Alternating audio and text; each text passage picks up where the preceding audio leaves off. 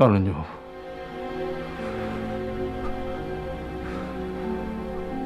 완전히 붕괴됐어요. 직후 흡연은 안 됩니다.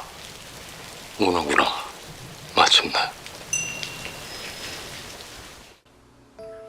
여기 한 남자가 아주 힘든 이별을 준비하고 있습니다. 끊을 수 없는 너라는 존재, 참을 수 없는 내적 갈등. 와우.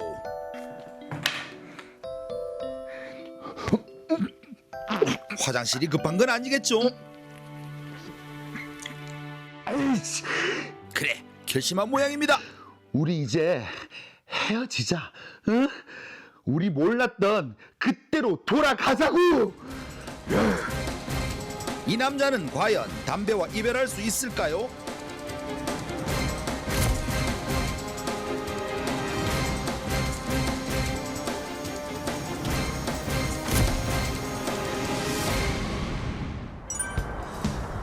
다시 내게 찾아온 거야.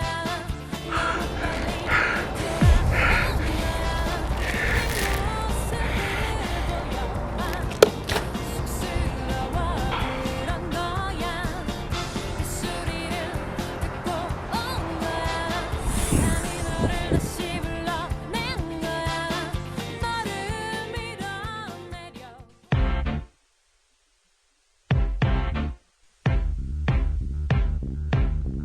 과거에도 우리나라 사람들은 담배에 참으로 관대했었습니다. 까마득한 옛날 옛적에는 호랑이 담배 피던 시절도 있었고요.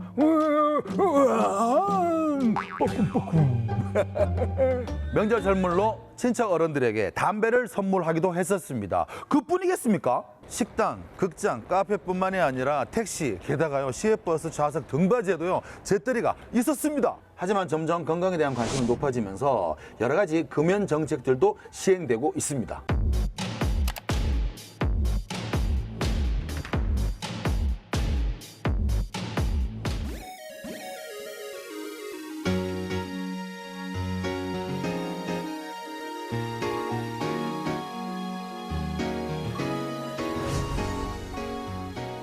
선생님 여기 보니까 금연에 도전하시는 분들을 위해서 그런가 굉장히 시청각 자료가 잘 돼 있네요. 네, 그렇죠. 이곳은 영남대학교 병원 근육호흡기 전문질환센터 내에 대구금연지원센터가 있습니다. 추진하고 있는 사업은 생활트 금연 환경이라는 사업이 있고 그리고 전문치료형 금연 캠프, 지역사회 금연 지원 서비스 등을 추진하고 있습니다.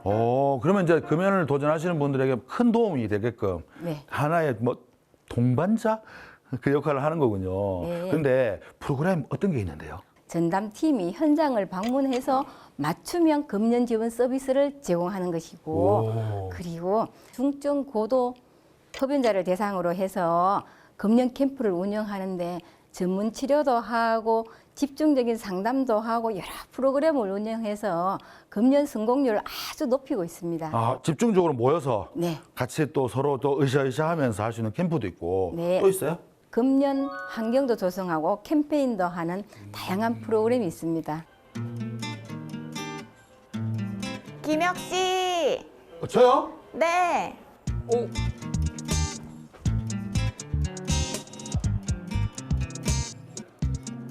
방 선생님, 저 왜 부르신 거예요? 구경 잘하고 있었는데. 김혁님 담배 피신다고 들었는데. 왜요? 그걸 그렇게 공개적으로 이야기하시면 좀 그렇지 않아요? 그래도 금연을 한번 새해에 다짐을 하고 해보셨으면 좋겠는데 어떠세요? 흡연자들은 대부분 금연의 생각은 다 있습니다. 근데 그 대체할 만한 게 없어서 또 그리고 너무 어려워요. 그래서 안 하는 거지. 할 생각은 있죠, 항상. 근데 혼자 금연하기 힘드시니까 네. 저희와 같이 금연을 한번 해봤으면 좋겠는데 네. 오늘 먼저 니코틴 의존도 수준을 한번 평가 한번 해볼까요? 제가 의존도 그렇게 높지 않을걸요.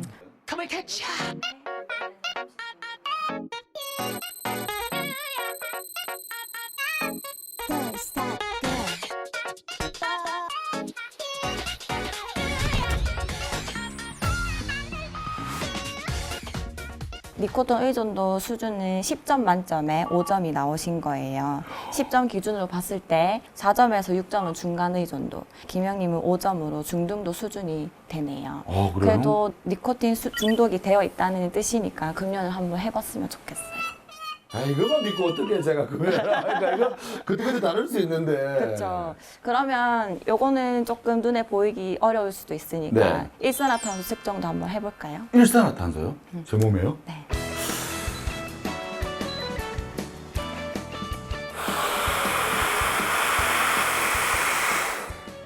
지금 14라는 숫자가 나왔습니다. 선생님 14ppm 나오셨는데 높은 수준의 흡연자 수준으로 체크가 됐거든요. 네. 그래서 지금 김영님은 꼭 금연을 해주셔야 돼요. 식은땀 나.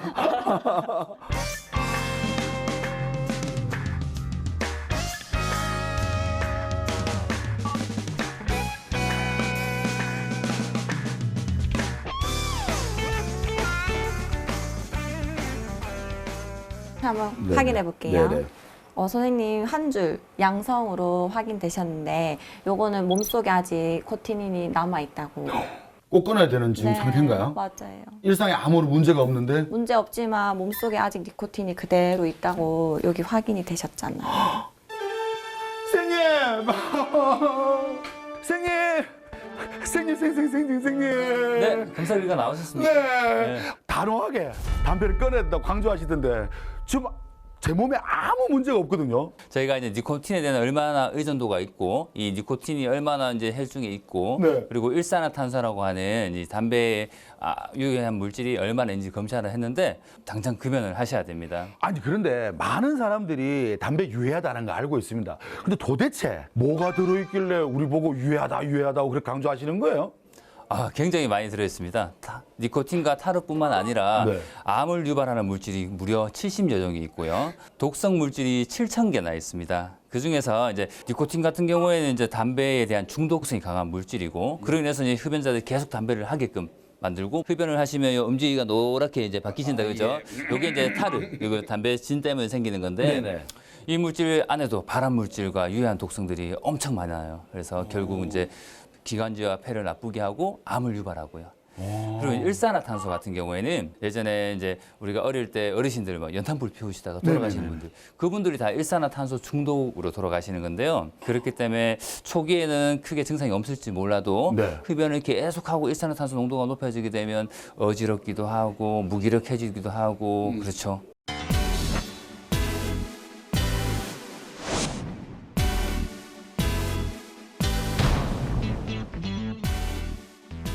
그러니까 술을 마시면 좀 담배가 땡기니까 그렇게 해서 된 것 같아요. 아직까지는 약간 그런 금연에 대한 절실함이 없었던 것 같아요. 금연 한번 도전을 해봤었는데 근데 스트레스 받는 일이 좀 많아서 실패했습니다. 술자리나 이런 데 가면 친구들이 한 대 다시 펴라, 그냥 네가 뭐 어떻게 끊을 거냐, 이런 식으로 좀 주변에서 권유를 많이 해서 그래서 좀 힘들었던 것 같습니다.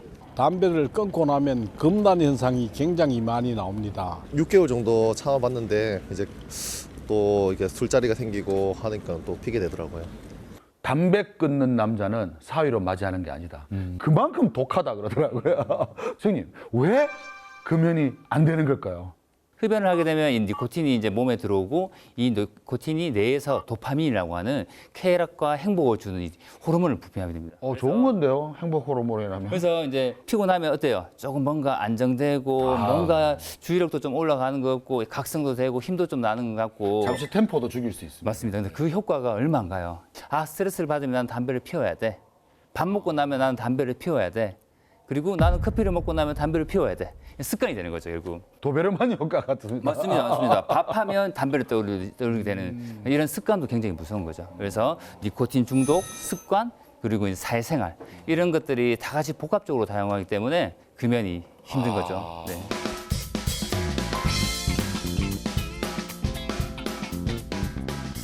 사람을 안 만났어요. 그냥 집에만 있었어요. 내가 어떻게든 의지 갖고 안 피고 말겠다 이런 마음으로. 그냥 진짜 피고 싶을 때는 전자담배 몇 번 피고. 담배를 끊기 위해서 뭐 별다른 노력보다는 그냥 참는 게 전부였던 것 같습니다. 아이와 여행을 많이 다니고 사탕을 많이 먹었습니다.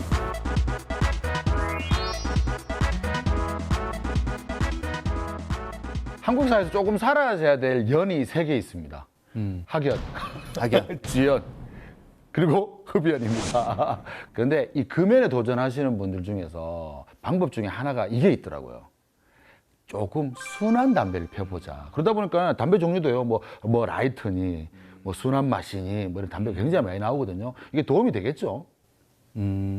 도움이 안 된다고 생각합니다. 왜? 좀 약하게 피우면 되잖아요. 그러다 끊으면 되잖아요. 근데 결국 이제 흡연자들이 담배를 피우는 이유는 담배가 순하다 하는 것은 결국 니코틴과 타르의 함량은 낮지만 더 이제 깊게 들이마시고 더 많이 피게 되는 거죠.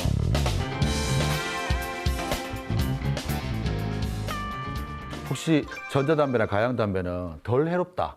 이거 맞나요? 다만 우선 말씀드리면 아니다. 아, 그래요? 우선 전자담배라는 것은 이제 다른 사람이 받는 불쾌감을 좀 줄일 수 있겠지만 담배가 주는 그 유해함은 그대로입니다. 암을 유발하는 발암 물질과 유해 가스가 많은 것으로 확인이 되었고요. 미국에서 한번 사고가 났었는데 액상 이제 전자담배를 흡입하고 나서 이제 폐렴이 온 거죠. 이게 왜냐하면 액상의 이제 연기를 만들기 위해서 아주 고온 가열을 하잖아요. 이 고온 가열 같은 이런 것들이 기관지에 안 좋아요. 그래서 아직까지 전자담배의 안정성이 확보되지 않은 상태. 전자담배를 이제 담배를 대신해서 덜 해로운 담배라 생각하시면 절대 안 되겠습니다. 그냥 담배 피우는 사람들의 방식이 다르다를 뿐이지 사실은 백해무익한 건 똑같다. 네. 직접 흡연, 간접 흡연은 사실은 정말 일반어로 많이들 알고 계시거든요. 그런데 뉴스에 보니까 3차 흡연이라는 말이 있더라고요. 3차는 이제 김영님이 여기서 이제 담배를 피우시고 나가면 요 안에 이제 연기가 나쁜 물질들이 남아 있는 거죠. 그러니까 담배를 피고 내 옷에도 남을 수가 있고 네. 내가 핀 실내 공간에도 남을 수가 있죠. 그렇겠죠. 네, 그리고 심지어는 우리 여기 이제 실내 먼지에도 니코틴이 결합을 한다고 합니다. 담배를 피우고 충분히 환기를 시켜서 냄새는 뺐다 하더라도 나쁜 물질들이 남아 있는 거죠. 그게 다른 사람한테 영향이 미친다는 거죠. 그렇죠. 그 냄새나 물질들이 남아 있어서 애들은 또 그 인지가 떨어지고 이게 담배 냄새인지 나쁜 물질인지 모르니까 이 특히나 어린 아동들에게 아주 안 좋은 영향을 끼칠 수 있습니다. 결국은 이제 여러 방향으로 이 흡연이 문제가 되는 거죠. 옆에 있는 사람도 문제, 피우고 나서도 문제.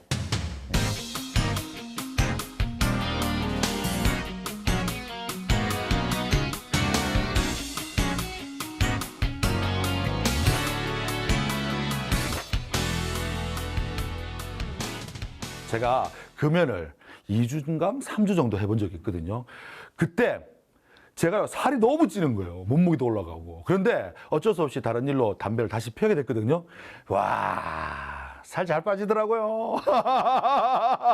담배는 다이어트에 도움이 된다. 맞죠? 아, 뭐 조금 도움이 될지는 모르겠지만 그렇게 생각하시면 절대 안 되고요. 그래요? 네네. 금연을 하고 났을 때 어때요? 입맛이 좀 살아나죠. 예. 그만큼 이 흡연을 했을 때 이 흡연에 대한 부작용인 거죠. 식사량도 늘고 간식도 많이 드시고 하니까 네. 살이 찌시는 거예요. 그래서 저희가 보통 금연을 할 때 이 운동과 이 스트레스 조절, 먹는 거 말고 다른 방법으로 할 수 있는 방법도 같이 조언을 해드립니다. 살을 빼기 위해서 다시 담배를 피웠다 이 말은 정말 말도 안 되는 소리가 되는 거죠. 그리고 다이어트의 목적으로 담배를 피우는 것도 말이 안 되는 거군요. 이제 이론상은 조금 말이 될 수는 있는데 네. 절대 그게 담배가 주는 유해함을 생각했을 때 절대 그렇게 하시면 안 된다는 거죠. 운동을 하고 식이 습관을 통해서 이제 살을 빼야지 살을 빼는데 흡연을 이용하는 생각에서는 절대 안 됩니다.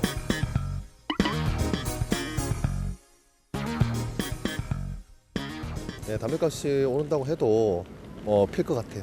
담배가 10,000원이면 아마 담배 피는 횟수를 줄이지 않을까 싶습니다. 네, 담배값이 인상이 되면 부담스러워서 못 필 것 같아요. 10,000원까지는 제가 그 정도면 끊을 수 있을 것 같습니다. 보통은. 네. 그 담배값이 그렇게 비싸져 버리면 굳이 이거를 피워야 되나 하기도 하고 지금 피는 양에 비해서 달마다 나가는 돈도 너무 많이 느는 것 같아서 아무래도 금연을 하지 않을까 싶긴 합니다.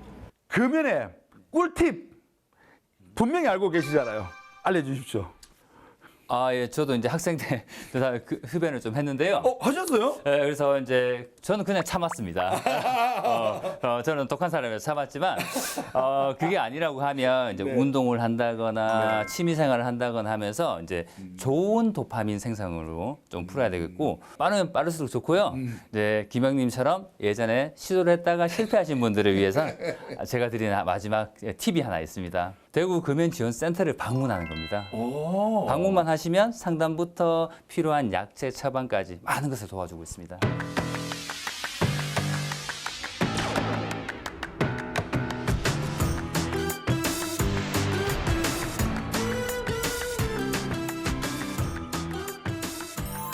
내가 너를 처음 만났던 건 아마도 철없던 시절이었을 거야. 그때 넌 나에게 많은 위로가 되었어. 전에는 가끔 내가 먼저 이별을 선언하고도 내가 먼저 널 찾곤 했었지. 그런데 난 너 때문에 망가지고 있어 지금. 이젠 진짜 널 보내야겠어. 이젠 날 찾지 마. 안녕.